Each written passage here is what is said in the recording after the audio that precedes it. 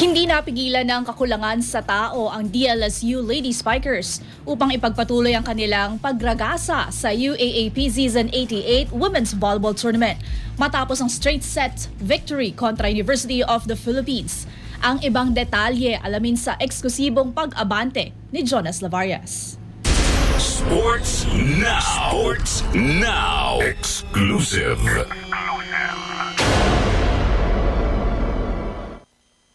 Walang pag-aalinlangang winalis ng De La Salle University Lady Spikers ang UP Fighting Maroons sa isang dominanteng 25-12, 25-15, 25-19 na pagtatapos nitong Miyerkules sa Smart Araneta Coliseum.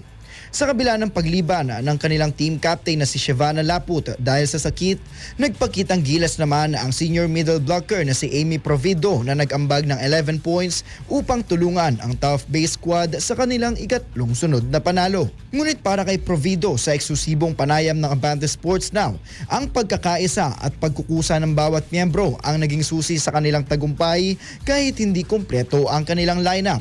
Bagay na nag-reflect umano sa score sheet kung saan apat sa kanila ang nakapagtala ng double-digit scoring. Sobrang saya kasi lahat kami nag-step up din talaga. Kitang-kita kasi for lahat kami apat, naging 4 digits. So, happy ako sa teammates ko kasi kitang-kita talaga na parang ready lahat mag-step up kahit na yun nga wala si Shep, may sakit. So, I'm happy kasi sobrang gaan nila kasama sa loob ng court. Bukod sa kanyang sariling performance, binigyan din ni Provido ang maturity ng kanilang mga rookies. Partikular ang ipinakita ni setter Eshana Nunag na naging malaking bagay sa kanilang rotation sa loob ng court. Unang-una si Shan, sobrang proud ako sa pinapakita niya ngayon.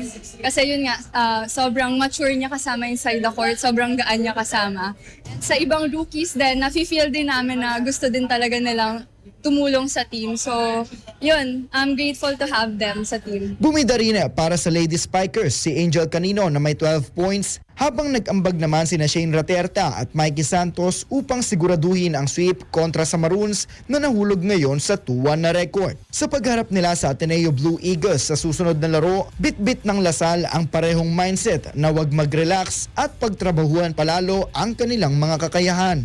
Same pa din naman yung preparation na kung ano yung mga pinakita namin this past few games. Same pa din naman, walang magbabago. And yun, mas hihigitan pa namin, mas magtatrabaho pa kami. Kasi lahat ng teams naman, maayos yung pinapakita. Hindi namin sila basta-basta, hindi kami basta-basta mag-pet. Nananatiling malakas ang puwersa ng DLSU sa ilalim ng gabay ni Coach Ramil De Jesus, kung saan target ng kupunan na panatilihin ang kanilang malinis na record at tangkain muling agawin ang corona ngayong season.